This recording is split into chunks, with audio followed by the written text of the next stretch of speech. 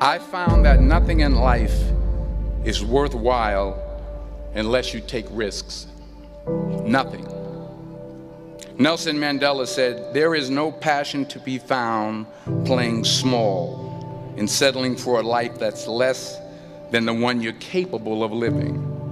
Now, I'm sure in your experiences in school and applying to college and picking your major and deciding what you want to do with life, I'm sure people have told you to make sure you have something to fall back on.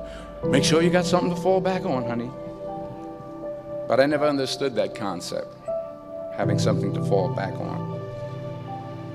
If I'm going to fall, I don't want to fall back on anything except my faith. I want to fall forward. I figure at least this way I'll see what I'm going to hit. Without commitment, you'll never start. But more importantly, without consistency, you'll never finish. Don't be afraid to fail. There's an old IQ test, was 9 dots. And you had to draw 5 lines with a pencil within these 9 dots without lifting the pencil. The only way to do it was to go outside the box. So don't be afraid to go outside the box.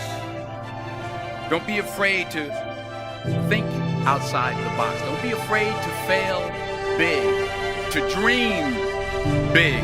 But remember, dreams without goals are just dreams.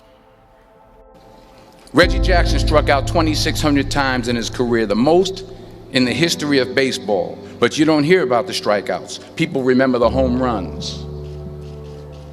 Fall forward. Thomas Edison conducted 1,000 failed experiments. Did you know that? I didn't know that. Because the 1,001st was the light bulb. Fall forward. Every failed experiment is one step closer to success. You've got to take risks, and I'm sure you've probably heard that before, but I want to talk to you about why that's so important. You will fail at some point in your life. Accept it. You will lose. You will embarrass yourself. You will suck at something. There's no doubt about it. And I know that's probably not a traditional message for a graduation ceremony, but hey, I'm telling you, embrace it. Because it's inevitable, and I should know. In the acting business, you fail all the time. Early on in my career, I auditioned for a part in a Broadway musical. Perfect role for me, I thought, except for the fact that I can't sing. I didn't get the job. But here's the thing. I didn't quit. I didn't fall back. I walked out of there to prepare for the next audition, and the next audition, and the next audition. I prayed. I prayed, and I prayed. But I continued to fail, and fail, and fail. But it didn't matter, because you know what? There's an old saying, you hang around the barbershop long enough, sooner or later you're gonna get a haircut. So you will catch a break, and I did catch a break.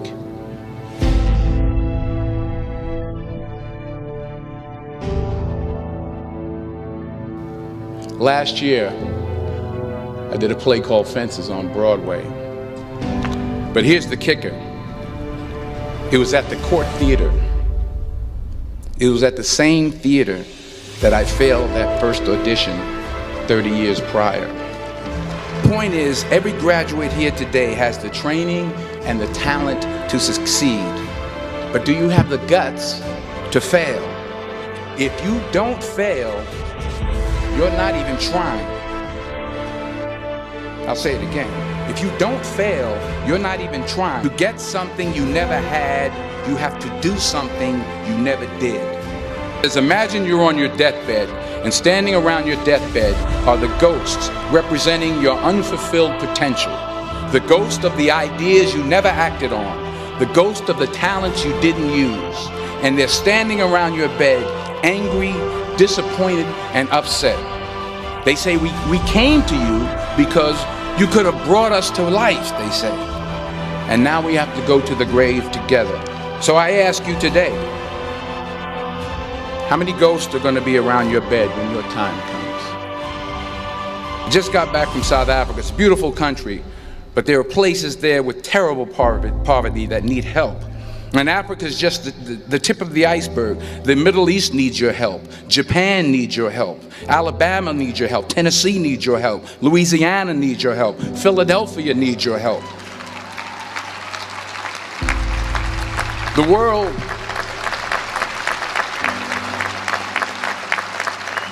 world needs a lot, and we need it from you.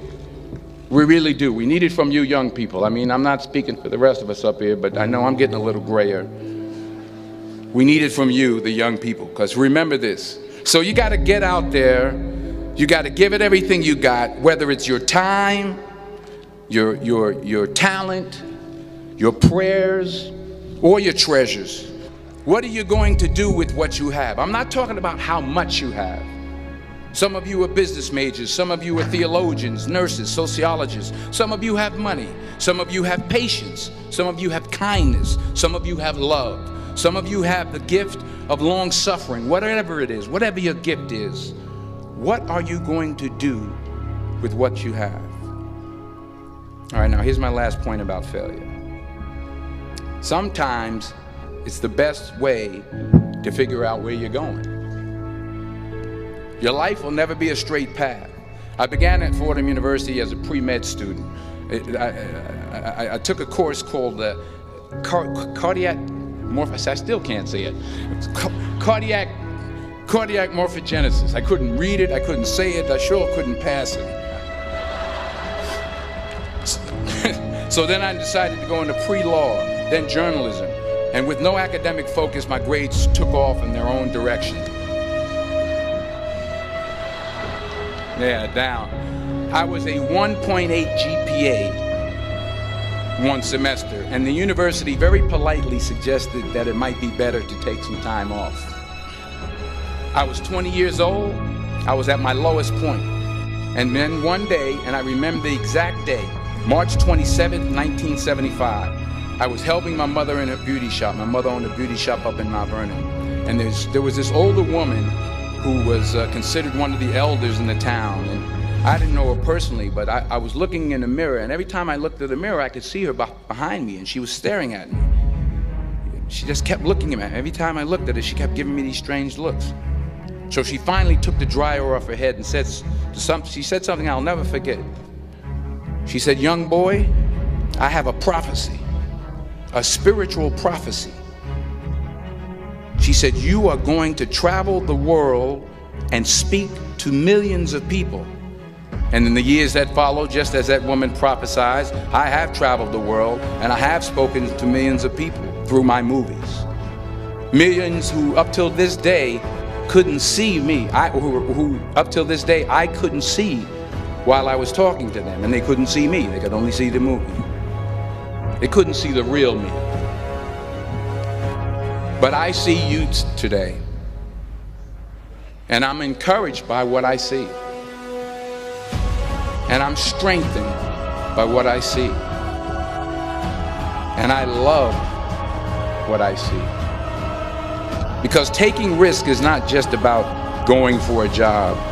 It's also about knowing what you know and what you don't know. It's about being open to people and to ideas.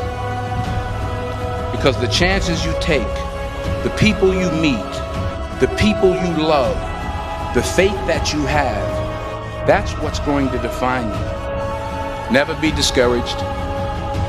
Never hold back. Give everything you got. And when you fall throughout life, remember this: fall forward.